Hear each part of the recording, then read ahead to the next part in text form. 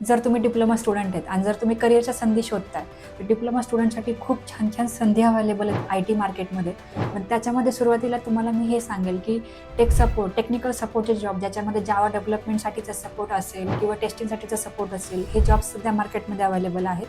त्यानंतर research related भरपूर jobs असतात, त्यामुळे तुम्ही रिसर्चला प्रिफरन्स द्या.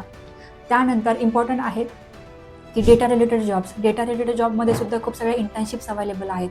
आता लेटेस्टमध्ये सुद्धा खूप सगळ्या टेक्निकल इंटर्नशिप ओपन झालेल्या आहेत आणि त्या इंटर्नशिप स्पेसिफिकली जर तुम्ही ऑनलाईन किंवा क्लासरूम मोडमध्ये किंवा ऑफलाईन मोडमध्ये करताय तर त्याही बेस्ट ऑप्शन राहील. बऱ्याच मुलांना असं वाटतं की मी इंटर्नशिप जे आहे ते ऑनलाईन करतो आणि त्याच्यामधून मी ही गोष्ट शिकतो. बेसिकली इंटर्नशिप जर ॲक्सेप्ट करत असाल तर त्याच्यामधून तुम्हाला काय शिकायला मिळतं ह्याच्यावरती तुम्ही फोकस करा. तर असं नाही आहे की डिप्लोमा स्टुडंटला मिळत नाही. बस असं असतं की ॲज अ डिप्लोमा मुलांचा असा भ्रम असतो की मग जर मला डिप्लोमावरती जर जॉब मिळाला तर मी लाईफ टाईम त्या पोझिशनवरती राहील. नेहमी लक्षात ठेवा, जर समोरची कंपनी सॉफ्टवेअर कंपनी आहे तर तुमची ग्रोथ झाल्याशिवाय राहणार नाही. पण त्याच्यामध्ये पण आपण हे शुअर केलं पाहिजे की नाही, ह्या वर्षी माझ्याकडे जो टेक्निकल स्किलसेट आहे तो पुढच्या वर्षी अपग्रेड झाला पाहिजे. त्या स्किलसेटवरती राहिला तर डेफिनेटली तेवढाच पगार राहणार आहे. पण जर तुम्ही अपग्रेड केलं तर तुम्हालाही तेवढं जास्त पॅकेज मिळू शकतं.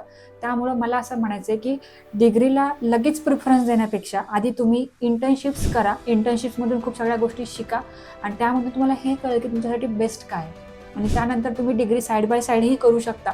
सो आत्ता जेवढं काही मार्केट आहे आय टीचं त्याच्यामध्ये डिप्लोमासाठी सुद्धा वॅकन्सीज असतात. तुम्ही सुद्धा अप्लाय करू शकता आणि तुमच्यासाठी पण खूप सगळ्या संधी मार्केटमध्ये अवेलेबल असतात.